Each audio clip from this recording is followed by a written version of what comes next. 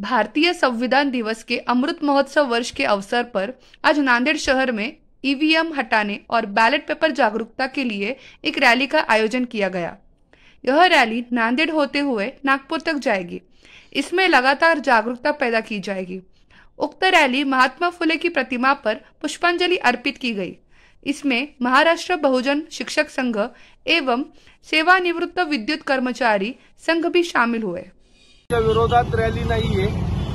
ही rally ज्या पद्धतीने 2014 पासून मोठ्या प्रमाणात बीजेपीने आपली तानाशाही स्थापित केली आणि 2024च्या लोकसभेचे एक बिगुल आता वाजलेलं आहे। काही दिवसात 2024च्या लोकसभेच्या निवडणुका लागणार आहेत आणि या बिगुल झाल्याच्या नंतर ही जी निवडणूक लागत आहे ही ईव्हीएमवर लागत आहे। ईव्हीएम चा विरोध सर्वच पुरोगामी जनवादी संघटना करत आहेत।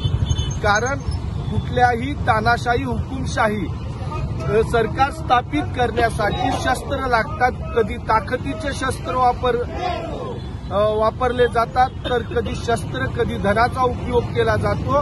पण आता तंत्रज्ञानाचं युग आहे आणि या तंत्रज्ञानाच्या युगामध्ये ईव्हीएम या तंत्रज्ञानाचा उपयोग करून बीजेपी इथं हुकुमशाही तानाशाहीवादी सरकार आणू इच्छिते आणि ही लोकशाही हे संविधान नष्ट करू इच्छिते।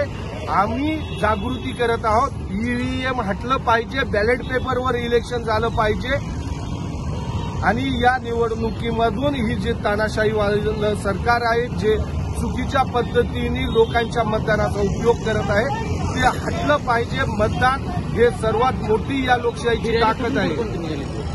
ही रॅली 20 फेब्रुवारीपासून निघालेली आहे। मुंबईपासून ही दीक्षाभूमीपर्यंत जाणार आहे 20 मार्चपर्यंत।